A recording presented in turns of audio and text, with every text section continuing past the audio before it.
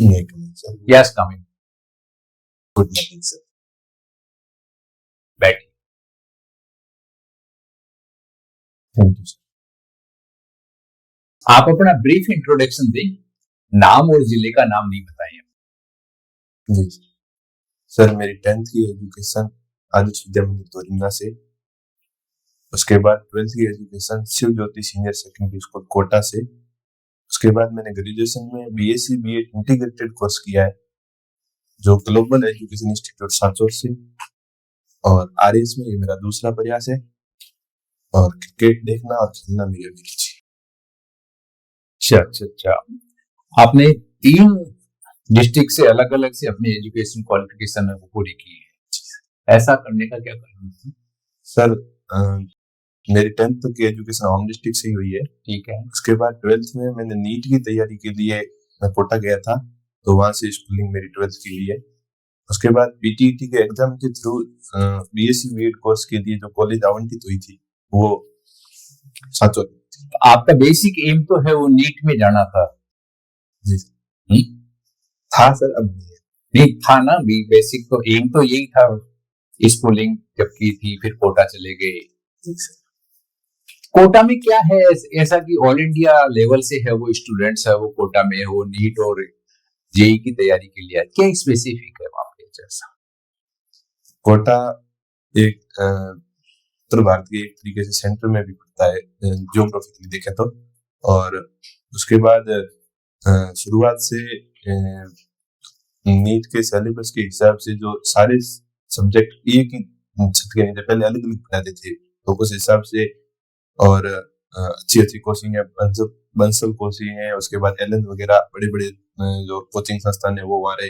इस हिसाब से कोटा कोचिंग के सेक्टर में आगे बढ़ा। आपने है वो जब कितने साल तक कोटा में पढ़ाई की? 2 साल 2 साल पढ़ाई की कोटा में। जो इंस्टीट्यूट में पढ़ने वाले छात्र, स्कूली जो छात्र हैं, उनमें सुसाइड के केस हैं वो देखने को मिले हैं। जी सर। तो ऐसा क्या एटमॉस्फेयर है वहां पे, ऐसा क्या है वो क्रिएट होता है कि वो स्टूडेंट है वो सुसाइड करने तक है मजबूर हो जाता है? जी सर, सबसे बड़ा कारण तो जो प्री स्कूलिंग टाइम में भी आ जाते हैं, मतलब वहाँ शुरुआती जो फाउंडेशन कोर्स है वो 6th क्लास से भी आजकल शुरू होने लग गया है, तो मैच्योरिटी की थोड़ी सर स्टूडेंट्स में कमी रहती है। और उसके बाद जो प्रेशर जो एग्जाम का और कोचिंग संस्थान में जो प्रतिस्पर्धात्मक माहौल होता है, उस चीज का भी मानसिक स्वास्थ्य पर बुरा असर पड़ता है। इसके अलावा फैमिली से बहुत दूर जब बच्चे रहते हैं तो उनका लोकल गार्जियन नहीं होता, और थोड़ा वो विभिन्न प्रकार की समस्याओं का, मेस में खाने की आदि समस्याओं का भी वो सामना करते हैं। और कुछ कारण देखे गए हैं रिलेशनशिप के कारण भी जो इमेच्योर बच्चे हैं वो ऐसा कदम उठा लेते हैं। अच्छा। उसके बाद में आपने बीएससी बीएड किया। ये बीएससी बीएड और बीएड इन दोनों में क्या है डिफरेंस है? सर बीएड शिक्षक बनने के लिए एक प्रशिक्षण कोर्स है जो पहले 2 वर्षीय होता था। नई शिक्षा नीति के अनुसार इसको 4 वर्षीय ग्रेजुएशन के साथ इंटीग्रेटेड कर दिया गया है, और अभी विकल्प के रूप में 2 वर्ष की बीएड भी चालू है।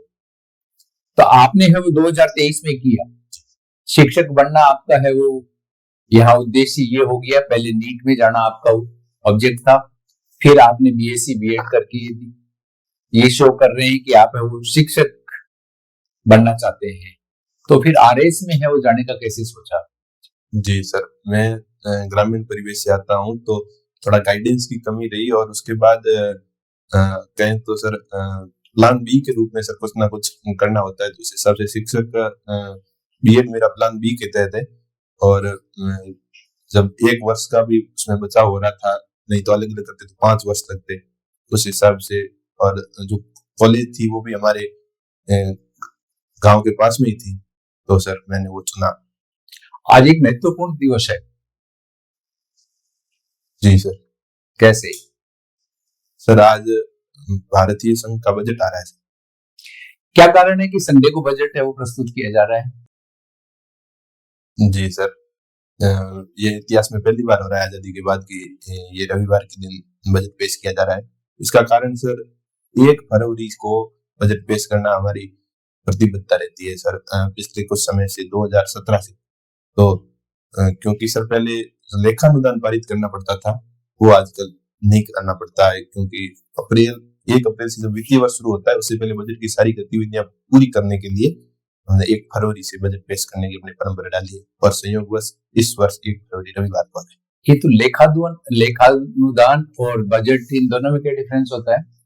सर पहले जो बजट था वो 28 फरवरी, लास्ट वर्किंग डे फरवरी को पेश किया जाता था, 28 या 29 को। तो उसमें क्या 2-2.5 महीने उसको पारित करने की प्रोसेस में लग जाते थे। चूंकि हमारा वित्त वर्ष 1 अप्रैल से शुरू हो जाता है, तो जब तक नए बजट के खर्चे वो लेखानुदान और विनियोग विधेयक पारित नहीं हो जाता था, तब तक के लिए जो सरकार के खर्चे चलाने के लिए जो एक अलग से विनियोग विधेयक पारित किया जाता था, वो लेखानुदान कहलाता था, जो जब से बजट लागू उससे पहले का खर्चा। प्राय देखा गया है कि है वो प्रतिवर्ष है वो घाटे का बजट है वो पेश किया जाता है, फिस्कल डेफिसिट है वो दिखाया जाता है। ये फिस्कल डेफिसिट क्या होता है और घाटे का ही बजट है वो क्यों दिखाया जाता है? जी सर, राजकोषीय घाटा एक वित्तीय वर्ष में सरकार के द्वारा कुल दिए गए लोन को दिखाता है, विशेष रूप से जब कुल आय में से कुल व्यय में से कुल आय जब निकाली जाती है, तो जो माइनस में हमारा बजट रहता है, जब इसमें ऋण को निकाल दिया जाता है, तो राजकोषीय घाटा का बजट हम पेश करते हैं। और राजकोषीय घाटे का बजट पेश करने का कारण ये सरकार पूंजीगत निवेश करने के लिए और बाजार की मांग को बनाए रखने के लिए जो कुछ है ऋण लेके अतिरिक्त खर्चा करते हैं। आप ये जो इकोनॉमिक सर्वे जो जारी किया गया है उसके कुछ पॉइंट्स मुझे बता सकते हैं कि इकोनॉमिक सर्वे में है वो इस बार है वो किस चीज पे है वो फोकस किया गया है? जी सर, सबसे पहले भारत की जो वित्तीय वर्ष 2026-27 के लिए जो अनुमानित विकास दर है वो 6.8 से 7.2% का अनुमान जताया है, और जो बीते वित्त वर्ष की जो जीडीपी ग्रोथ रेट जो हमारी रही है वो 7.4% रही है, सबसे पहली बात है। और भारत वैश्विक अर्थव्यवस्थाओं में सबसे तेज गति से बढ़ती हुई अर्थव्यवस्था है। लगातार हमारा पूंजीगत खर्च है वो भी लगातार हर वित्त वर्ष में बढ़ रहा है, और इस दिशा में भी सकारात्मक कदम सरकार ने उठाए हैं। दूसरी बात, मुद्रास्फीति सर लगातार जो कंज्यूमर प्राइस इंडेक्स है वो लगातार हमारे नियंत्रण की स्थिति में है, और सर राजकोषीय घाटा है वो भी कम करने की दिशा में प्रयास जारी है।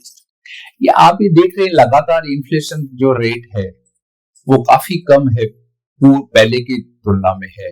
इसके क्या कारण मानते हैं कि इन्फ्लेशन रेट है वो इस डेवलपिंग कंट्रीज में है वो सिंगल डिजिट तक है वो कोई बहुत ज्यादा खराब नहीं मानी जाती है, लेकिन यहाँ तो है वो बिल्कुल जो आइडियल है उससे भी है वो काफी नीचे है वो आज की तारीख में हमारी इन्फ्लेशन के रेट है। क्या कारण मानते हैं इसके? सर एक तो मौद्रिक नीति का और राजकोषीय नीति का अच्छा जो समन्वय देखने को मिलता है, और आरबीआई के द्वारा समय समय पर जो इंटरवेंशन किए जाते हैं वो मुद्रास्फीति को घटाने के लिए किए जाते हैं। दूसरी बात सर विकास दर को बनाए रखने के लिए इन्फ्लेशन एक तरीके से रोजगार के जो है वो समानुपाती है, और लेकिन कम मुद्रास्फीति हमारे आर्थिक प्रयासों को भी दर्शाती है।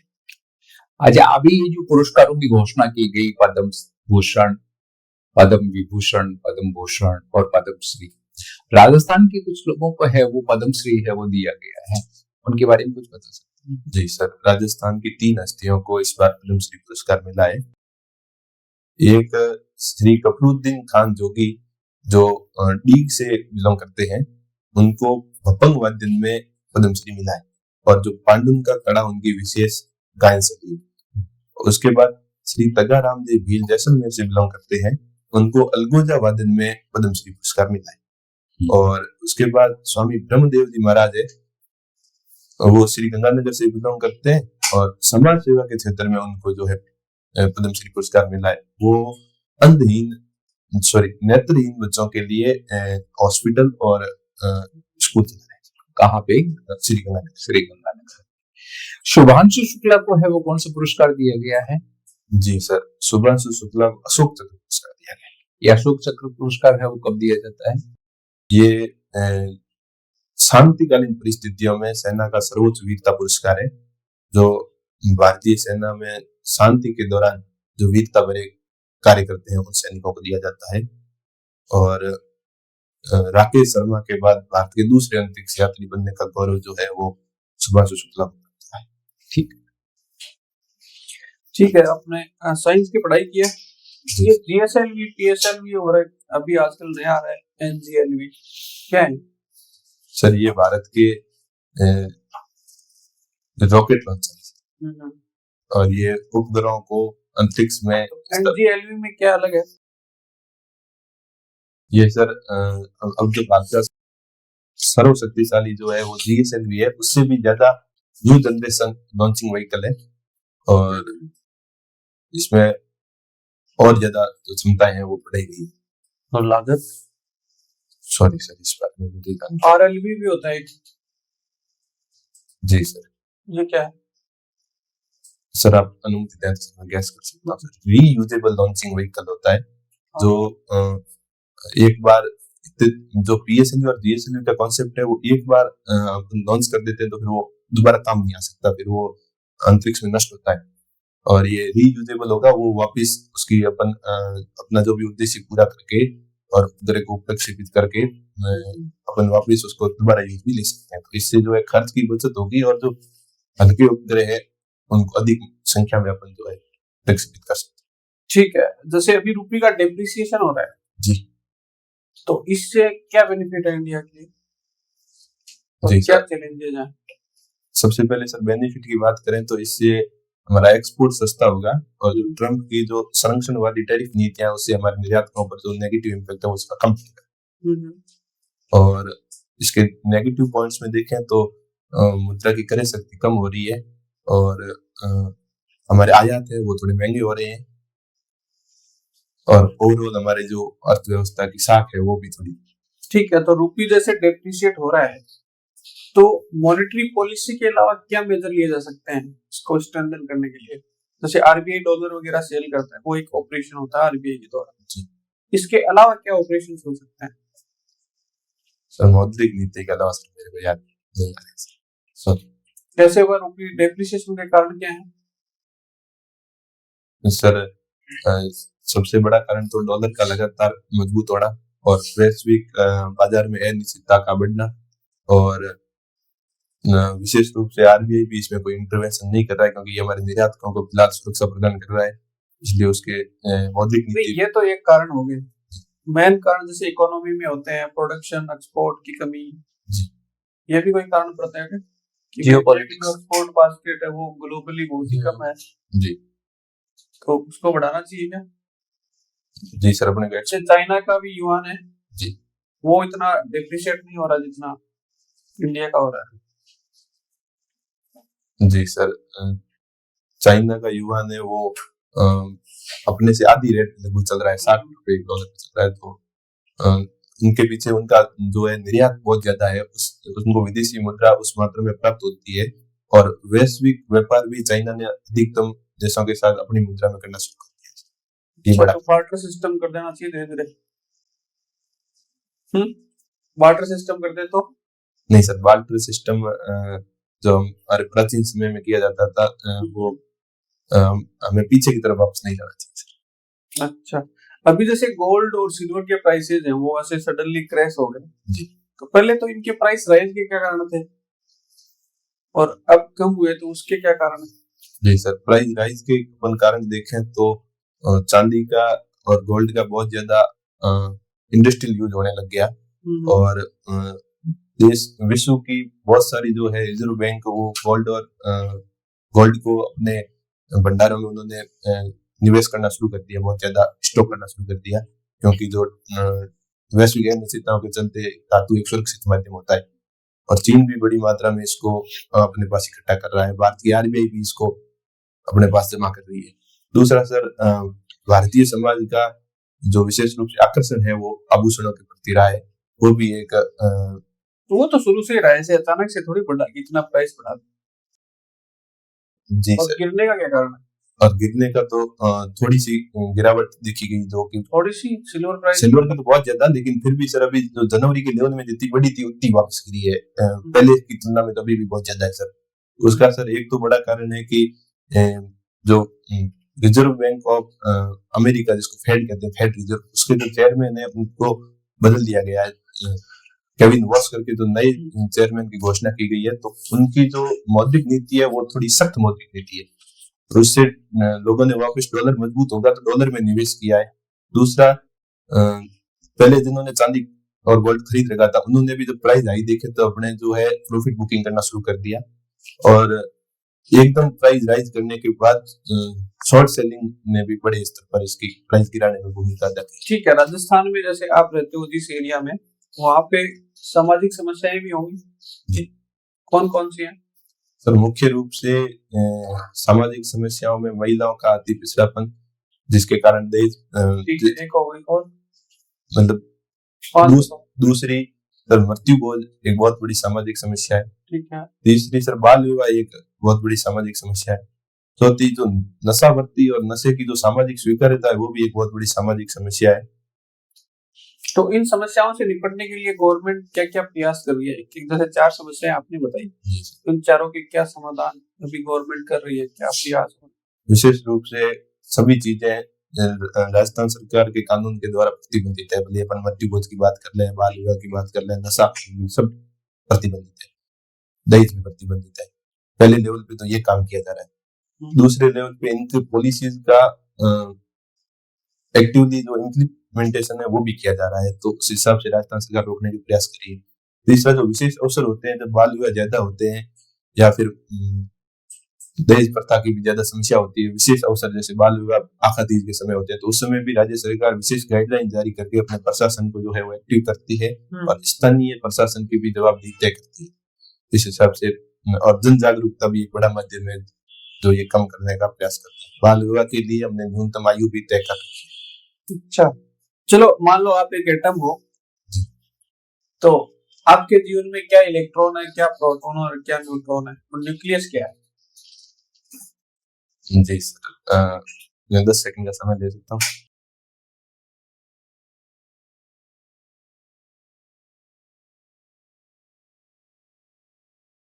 तो सर मेरे जीवन में जो इलेक्ट्रॉन है वो मेरे नजदीकी मित्र है सर, और जो नकारात्मक चार्ज होता है उसमें? नकारात्मक चार्ज के रूप में नहीं सर, लेकिन उनसे मेरी स्टेबिलिटी जो है वो बनी रहती है।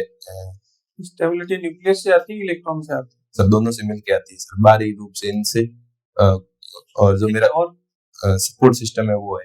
और सर प्रोटॉन और न्यूट्रॉन के रूप में मैं मेरी फैमिली को दिखता हूँ सर, पिताजी प्रोटॉन के रूप में और माताजी न्यूट्रॉन के रूप में, क्योंकि पॉजिटिव चार्ज पिताजी जो पैसे भेजते हैं और माताजी पैसे नहीं भेजते हैं, लेकिन वो बहुत ज्यादा स्टेबिलिटी में सपोर्ट करते हैं, तो न्यूट्रॉन के रूप में। और सर न्यूक्लियस के रूप में सर मैं मेरे आत्मा को दिखता हूँ सर, मेरे मन को। ठीक। अच्छा, बाल विवाह और मृत्यु भोज आपने सामाजिक बुराई बताई, आपने देखा है आसपास कहीं पे बाल विवाह या मृत्यु भोज? जी सर, शामिल भी हुए होंगे? शामिल भी हुआ हूँ सर, जाने अनजाने में सर, छोटा था तब।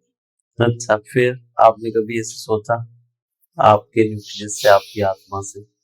जी सर, क्या ये गलत है और मैं पिछले 5 वर्षों से इसमें शामिल नहीं हुआ हूँ, लेकिन सर जो सामाजिक दबाव होता है, जब मैं छोटा था तो जैसे हमारे आस पड़ोस में भी जो होते थे उसमें सर इतनी समझ होती नहीं थी, तो उसमें सर मैं शामिल हो जाता था।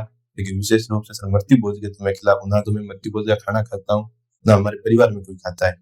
और इस संबंध में मेरे जो दादाजी का स्वर्गवास हुआ था उसमें भी हमने जो है वो स्ट्रॉन्ग मैसेज दिया था। गुड। अच्छा, बाल विवाह से संबंधित एक फेमस पर्सनैलिटी है राजस्थान की जिन्होंने काफी बाल विवाह भी रुकवाए, उनका नाम आपको पता है? सॉरी सर, मुझे कृति भारती का नाम सुना है? इसका कृति भारती। Sorry sir. ठीक है। अच्छा, क्रिकेट आपकी हॉबी है? बेसबॉल क्रिकेट क्या होता है? जी सर, इंग्लैंड ने आक्रामक क्रिकेट खेलने के लिए और जो है रन रेट को बढ़ाने की दिशा में एक नया अपना स्वघोषित मॉडल तैयार किया था, जिसको बेसबॉल क्रिकेट कहा। तो T20 में तो सभी तेज खेलते हैं। उन्होंने टेस्ट क्रिकेट में विशेष रूप से आक्रामक खेलने की नीति बनाई थी, उसको भेजूंगा। कितना सफल रहा इंग्लैंड इसमें? सर हम प्रदर्शन से और जो परिणामों से देखें तो इतना ज्यादा सफल नहीं रहा है, क्योंकि इंग्लैंड भारत के सामने भी सीरीज आ रहा था उस बेसबॉल के मेथड से, और इंग्लैंड ऑस्ट्रेलिया के सामने एसेज में बुरी तरीके से इंडियन क्रिकेट टेस्ट टीम में कौन जाना जाता है बेसबॉल क्रिकेट के लिए? सर अभी देखा जाए तो हमारे ओपनर यशस्वी जायसवाल जो है वो बेसबॉल, और इसके अलावा और इनसे पहले? ऋषभ पंत। ओके। अच्छा, एक ब्लाइंड क्रिकेट होता है, जब आदमी ब्लाइंड है तो क्रिकेट कैसे खेल लेता है? जी सर, अभी ब्लाइंड क्रिकेट टूर्नामेंट भी हुआ था, हम्म, और ब्लाइंड में उनकी ट्रेनिंग उस हिसाब से होती है, उनकी संवेदनाएं उस हिसाब से होती है कि वो ध्वनि से महसूस करते हैं चीजों को, उस हिसाब से। तो ध्वनि कैसे? बॉल में ध्वनि होती है? नहीं, ध्वनि नहीं होती, लेकिन सर टप्पे की आवाज तो होती है सर, उस हिसाब तो से। टप्पा तो खिलाते ही नहीं हो। टप्पा कहाँ खिलाते हैं? टप्पा खिलाए तो मुंह पे लग सकती है सीधी। देखा है कभी ब्लाइंड क्रिकेट? सॉरी सर, नहीं हम्म, नहीं देखा सर। फिर कैसे बताएं आप? ब्लाइंड क्रिकेट में इंडिया ने क्या इतिहास रचा है? अभी जो महिला ब्लाइंड क्रिकेट का वर्ल्ड कप हुआ था वो इंडिया जीता है सर। कौन थे इसके कैप्टन? सॉरी सर, मैं नाम रिकॉल। ठीक है। सोशल मीडिया का आप यूज करते हैं? जी सर। एडिक्शन है या नहीं है आपको? नहीं सर। कैसे बचते हैं? हम ही नहीं बच पा रहे। सर पढ़ाई के दौरान मैं सर इसको अनइंस्टॉल रखता हूँ, तो विशेष रूप से सोशल मीडिया सारे प्लेटफॉर्म्स नहीं, यूट्यूब तो मेरे फोन में है सर, व्हाट्सएप भी है सर, लेकिन जो रील कल्चर है उससे सर मैं थोड़ा अवॉइड करता हूँ पढ़ाई के दौरान। जब छुट्टियों में गाँव जाता हूँ तब थोड़ा खोलता हूँ, लेकिन सर अपन 7-8 दिन 10 दिन तक यदि छोड़ दें तो फिर सर उसका प्रॉब्लम कम हो जाता है, एडिक्शन दूर हो जाती है। ऐसा कुछ नहीं है, विपश्यना में सब जाते हैं लोग, 20-20, 25-25 दिन के लिए छोड़ते हैं और आते ही मोबाइल संभालते हैं। वाक्य हाँ। नहीं कोई अच्छा सा वो बताओ कि हम बच सके सोशल मीडिया से। सर, कोई तरीका हमें बताओ, आप तो सजेस्ट करो कि ये करना चाहिए। एक सर अपन टाइम निश्चित कर सकते हैं कि उस एक अनुरूप समय में देखेंगे, अपना तय समय में। एक तो वो बड़ा अपन उस हिसाब से, एक सर मैक्सिमम टाइम भी अपन लॉक कर सकते हैं कि जैसे वो सोशल मीडिया के ऐप से अपन 10 मिनट से 15 मिनट का ऐसा लॉक लगा सकते हैं टेक्निकली रूप से, तो उसके बाद वो ऑटोमेटिक क्लोज हो जाएगा, तो अपने को याद आ जाएगा कि अपना टाइम ये देखना खत्म हो गया। ठीक है। तरीका। तो आप एचडीएम बनोगे तब तो आपको सबसे जुड़ा रहना पड़ेगा, जी सर। हर टाइम मोबाइल से कनेक्ट रहना पड़ेगा। कभी व्हाट्सएप भी गवर्नेंस चल रही है आजकल। व्हाट्सएप पे सारे मैसेज, सारी चीजें। नहीं सर, व्हाट्सएप एडिक्शन में नहीं आता सर, देखा जाए तो, क्योंकि इसमें जो एडिक्शन का जो बड़ा माध्यम है रील कल्चर वो नहीं है, तो सूचनाओं के लिए व्हाट्सएप अभी भी एक अच्छा माध्यम बना हुआ है। यूट्यूब पे भी नहीं थी एक टाइम पे तो रील, उसको भी बना दिया, रील में कन्वर्ट कर दिया। व्हाट्सएप पे भी आ जाएगा ऐसा फीचर फिर। लेकिन सर मैं प्रशासन में अपने जो है संदेशों के संप्रेषण के लिए और सूचनाओं को आदान प्रदान के लिए ही सिर्फ इसको यूज करूंगा सर। ठीक है। रेलवे बजट और जनरल बजट जी सर। दोनों को मर्ज कर दिया गया, जी सर। क्या लगता है आपको, सही किया? जी सर, सही। क्यों जरूरी था? जरूरी इसलिए था क्योंकि रेलवे बजट जब अलग आता था तो लोगों ने घोषणाओं पे ज्यादा कि रेलवे सुधारों के और रेलवे में पूंजीगत निवेश के, तो उस हिसाब से इनको मर्ज कर दिया गया है। तो अब रेलवे के सुधार और सिर्फ एक यही कारण था? बड़ा कारण ये था। और इसके अलावा? इसके अलावा सर कारण से रेलवे बजट में मतलब आम बजट की बात, सबसे बड़ा बजट होता था क्या, ऐसा कुछ था या बहुत कम था? एक बड़ा बजट होता था, बड़ा होता था, डिफेंस से भी बड़ा होता था। और वर्तमान में तो सर डिफेंस से बड़ा नहीं है, लेकिन पहले की मेरे को जानकारी नहीं है। ठीक है। मर्जर की सिफारिश किसने की थी? अलग रखने की सिफारिश किसने की थी और मर्जर की सिफारिश किसने की थी? कौन सी कमेटी थी? सॉरी सर, मैं अभी इसमें रिकॉल नहीं कर पा रहा। अच्छा, 1 फरवरी को बजट पेश किया जाता है, अब पहले कब किया जाता था? 28 या 29। ठीक है। तो इससे क्या फर्क पड़ गया? इससे सर हमारा बजट वित्तीय वर्ष के शुरू होने तक 1 अप्रैल तक पूरी तरीके से बजट की सारी प्रक्रियाएं पूरी हो जाती है, तो अपने को लेखानुदान पारित नहीं करना पड़ता। अच्छा, इसकी सिफारिश किसने की थी? सॉरी सर, समिति का नाम मेरे को नहीं पता। ठीक है, चलो। इंडिया और ईयू में एफटीए हुआ, यूएसए को यूएसए पे क्या इम्पैक्ट पड़ता है इससे? यूएसए को क्या लगा होगा? सर जो यूएसए अपने ऊपर जो बैरियर लगा रहा है, टैरिफ बैरियर, उनका वो जो बहाना देता है वो देता है कि हम जो है यूरोप की रक्षा के लिए ऐसा करते हैं, क्योंकि भारत जो है यूरोप के विरुद्ध युद्ध को जो है फाइनेंस कर रहा है। तो उनका जो नैतिक आधार इस रूप में फैल हो गया कि यूरोप खुद भारत के साथ जो है वो ट्रेड डील कर रहा है। और एक तो ये नेगेटिव इम्पैक्ट पड़ा। दूसरा जो नेगेटिव इम्पैक्ट वो भारत पे डालना चाहते थे टैरिफ के जरिए, तो भारत अपने जो है निर्यात बास्केट में विविधता लाएगा और भारत का निर्यात जब बढ़ जाएगा दूसरी जगह भी, तो भारत पे उनका असर जो है वो कम हो जाएगा और जो उनकी धमकियों से या ट्रेड डील जो नेगोशिएशन करना चाह रहे हैं वो उसी से तक भारत झुकेगा नहीं। तो इससे अमेरिका नाराज भी तो हो सकता है, फिर टैरिफ बढ़ा सकता है फिर। लेकिन सर इस नेगोशिएशन के दौर में हमें सर ये करना जरूरी था।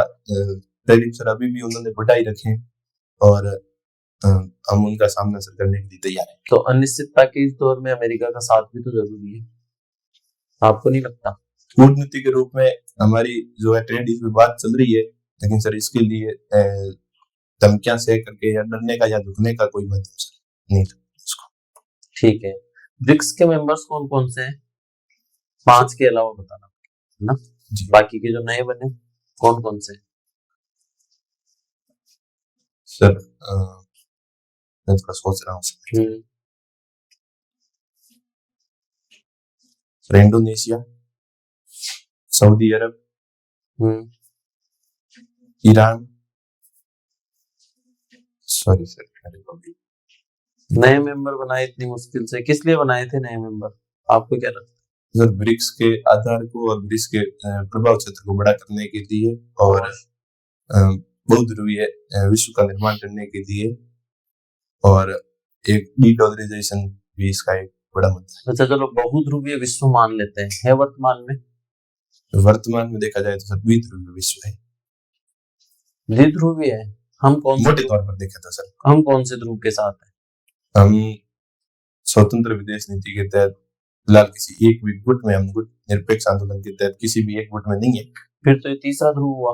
देखिए सर हमारे ध्रुव उत्तम, हमारा नाम आंदोलन सफल नहीं रहा तो हमारा ध्रुव मजबूत नहीं सर। व्यवहारिकता में देखें तो सर 2 बड़े ध्रुव है, लेकिन भारत चाइना किसके साथ है? चाइना और यूएसए का ही बहुध्रुवीय फिलहाल चलता है। चाइना किसके साथ है? इन 2 ध्रुव में आपने बता दिया। चाइना का अपना ध्रुव है और यूएसए का अपना। फिर तो ये तो अलग हो गया, अभी तो आपने द्विध्रुवीय बताया ना। द्विध्रुवीय का मतलब 2 ध्रुव है, एक ध्रुव चाइना का है, एक ध्रुव अच्छा फिर अच्छा रसिया किसके साथ है? रसिया और चाइना साझेदार है। साझेदार है। और वेनेजुएला वर्तमान में? वेनेजुएला वर्तमान में तो सर अमेरिका के साथ है। अमेरिका के साथ है जी सर। ठीक है। अभी राजस्थान में एक बिल है वो वापस लौटा दिया गया, कौन सा बिल लौटाया गया? सर मैं थोड़ा अनुमान लगा सकता हूँ सर, शांत क्षेत्र भी देख सकते वो लौटाया है। नहीं सर वो नाम, ये ऑनर किलिंग बिल है वो लौटाया गया। जी सर हाँ। ये क्या है ऑनर किलिंग बिल है वो? ऑनर किलिंग किसे? ऑनर के लिए जब किसी सम्मान के लिए हत्या कर दी जाती है, ये विशेष रूप से लव मैरिज के मामलों में भी जो परिवार की प्रतिष्ठा के रूप में देखने के बाद भी जब खत्म कर दिया जाता है, और भी जब बात संस्कृति के और परिवार के सम्मान के रूप में आती, ऐसी हिंसा जो प्रचलित थी तो उसको रोकने के लिए ऑनर किलिंग लाया था सर। अभी ये जो यूजीसी के कोई नए नियम लागू हो गए थे, सुप्रीम कोर्ट ने है वो संदर्भ में है वो क्या वर्डिक्ट दिए है, क्या कहा है इसके लिए? फिलहाल सुप्रीम कोर्ट ने यूजीसी के नए नियमों पर रोक लगा दी है और इसमें बड़े स्तर पर संशोधन की बात कही है, संशोधन की आवश्यकता है। और जब तक इसको नए रूप में लागू नहीं किया जाएगा या अगली सुनवाई में जो अंतिम निर्णय नहीं आएगा, तब तक जो पुराने यूजीसी के 2012 के नियम है वो लागू रहेंगे। और बड़ा निर्णय ये दिया कि हम जातिहीन समाज में की तरफ आगे बढ़ना चाहते हैं, ना कि मतलब अलग अलग हॉस्टल और अलग अलग स्कूल के रूप में पीछे की तरफ जाए।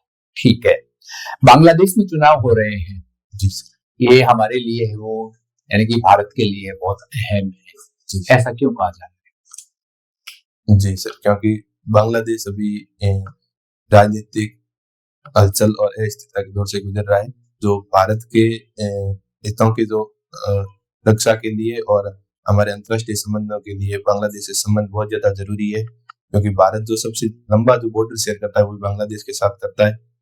और दूसरा बड़ा कारण है कि जो भारत के पक्ष की वहाँ की जो प्रधानमंत्री थी शेख हसीना, उनका जो एकदम से उनको जो हटा दिया गया उनके पद से, और वो भारत में शरण भी प्राप्त किए हुए हैं। तो इस संबंध में भी बांग्लादेश के चुनाव पे हमारी नजर जरूरी है। तीसरी तरफ एंटी इंडिया फोर्सेज जो बड़े लेवल पे काम कर रही है पाकिस्तान और चाइना के षड्यंत्र के तहत, और जो वहाँ का, मैं उस संगठन का नाम रिकॉल नहीं कर पा रहा, जैस तो नहीं है सर, लेकिन उस जो एग्रेसिव संगठन है जो धार्मिक कट्टरता का, वो अब खुले रूप से मैदान में चुनाव लड़ रहा है, जिसपे शेख हसीना के समय प्रतिबंध था। और भारत फिलहाल बांग्लादेश नेशनलिस्ट पार्टी के तारिक रहमान के जीतने की उम्मीद भारत भी जता रहा है और विभिन्न जो है सर्वे भी जता रहे हैं, और उनसे भारत जो है अपनी बातचीत जारी रखेगा। मरु महोत्सव मनाया जा रहा है अभी। जी सर। क्या है ये मरु महोत्सव और इसमें क्या, किस चीज पे है वो फोकस होता है? जी सर, राजस्थान पर्यटन विभाग और जैसलमेर प्रशासन के द्वारा 4 दिवसीय मरु महोत्सव का आयोजन किया जा रहा है, जिसका आज अंतिम दिन है सर। और विशेष रूप से पर्यटन को लुभाने के लिए, स्थानीय संस्कृति को बढ़ावा देने के लिए ये इसका आयोजन जो है वो किया जा रहा है। अलग अलग प्रकार की प्रतियोगिताएं, सांस्कृतिक कार्यक्रम वगैरह इसमें आयोजित किए जाते हैं। राजस्थान की नई जो पर्यटन पॉलिसी है उसके कुछ मुख्य प्रोविजंस आप बता सकते हैं? जी सर, एक हमें पर्यटन के क्षेत्र को उद्योग का दर्जा दे रखा है, तो उस हिसाब से जीडीपी में इसका जो कंट्रीब्यूशन है वो लगातार बढ़ाना है, और 2028 तक पर्यटन के क्षेत्र में हमें 5 लाख नए रोजगार भी पैदा करने हैं, ऐसा हमारा लक्ष्य है। कौन है अभी पर्यटन मंत्री? श्रीमती दिया। ठीक है, आपका साक्षात्कार। Thank you.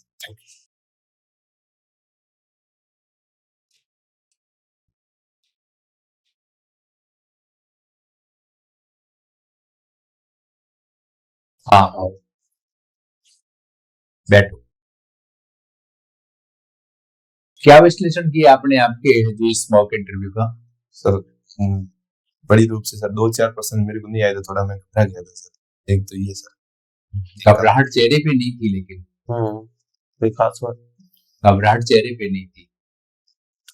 और सर साइंस के रूप और आईआर के बारे में, और बजट 10 तारीख है, बजट पढ़ लो। एक तो बजट पे डिस्कशन चलेंगे, बजट अच्छा हो सकता है ना, बड़ा अच्छा चलेगा। बजट पे डिस्कशन है। वो राजस्थान का बजट कब आ रहा है? 11 को। आपका 10 को है, तो पिछला राजस्थान का बजट है वो ग्रीन बजट कहलाया था। अब की बार है वो 10 को। यहाँ की भी वो सर्वे आ जाएगी सारी, ये जो 10 को इवनिंग में आएगी। 10 को इवनिंग में आएगी। 10 को इवनिंग में आएगी क्या? तो उस बजट को है वो के किस रूप में देखना चाहते हो आप? इसी बात ये हो सकती है कि अब आप जो पिछला ग्रीन बजट था, तो इस बार का बजट है वो आप वो कैसा देखना चाह रहे हैं? ठीक है। राजस्थान में है वो, जैसे सामाजिक बुराइयों की तो बात हो गई अभी, सामाजिक, और राजस्थान में है वो और कैसे हम है जो डेवलपमेंट और क्या क्या राइजिंग राजस्थान इस तरह की जो है वो धरातल पे नहीं आ रहे हैं, इस तरह की चीजें आपसे पूछे। आपकी पूछ ली काफी है वो, काफी। और बाकी ओवरऑल हमारी तरफ से तो है आपका मॉक इंटरव्यू अच्छा है। ठीक है। एक थोड़ा सा वो अभी परीक्षा में चर्चा भी आएगी शायद, वो आ गई शायद ना मोदी जी की, भी आजकल ऐड आते रहते हैं उसके। परीक्षा पे चर्चा है। हाँ सर, आ गई है, आने वाली है सर, आने वाली बोर्ड से पहले आती है, क्योंकि आपने कोटा वोटा का मेंशन हो जाएगा वहाँ, तो हो सकता है वो पूछ लें। हाँ, कोटा पे बस चर्चा हो सकती है। बात कर रहे हो मेंटल हेल्थ और स्ट्रेस को कैसे टैकल किया जाए, उसी पे बात होगी। आदमी वो मैं तैयार कर लूंगा, लेकिन सर नाम नहीं देता स्कूल का सर, जानते मान लो पूछ ले आपसे कि भैया आपने कहाँ से पढ़ाई की। नहीं, ये हो जाए ना कि आपने खुद ने इंट्रोडक्शन में बता दिया कि भाई मैं कोटा से मैंने किया है, बता दिया ना, तो आपने खुद ने बताया, हमने तो नहीं पूछा है हमसे। आपने खुद ने बताया, तो खुद ने बताया तो उसमें से तो हम कुछ बात कर ही सकते हैं ना, ठीक है ना।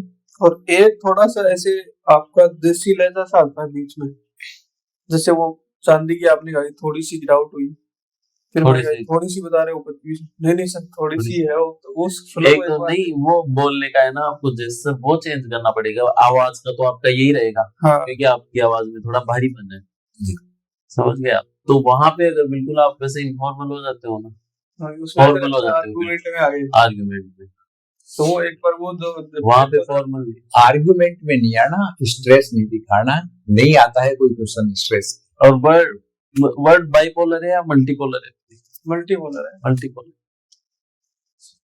बाइपोलर तो कोल्ड वार की एरा थी, हाँ, और अभी भी दिखे तो भी अपने को तो मल्टीपोलर और इंडिया भी तो एक पोलर है। पोलर। बढ़िया है। बाकी बढ़िया बाकी है, अच्छा है, पोलर होगा। ड्रेसिंग से यही करते हैं। अच्छी है। बढ़िया है, हाँ बढ़िया ड्रेस है, बहुत बढ़िया ड्रेस है। पर्सनैलिटी अच्छी। हाँ बढ़िया ड्रेस है आपकी।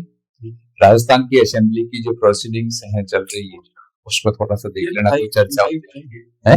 मिठाई खिलाएंगे। हाँ मिठाई खिलाएंगे, बिल्कुल मिठाई खिलाएंगे। और बाकी अच्छा, ओवरऑल अच्छा, ओवरऑल बहुत अच्छा है, अच्छी नॉलेज है। अच्छा है, बढ़िया है। पहले इंटरव्यू दिया था क्या? सिर्फ एक बार एक और दूंगा पहले पहली बार में ही मिठाई खिलाओगे आप? ठीक है।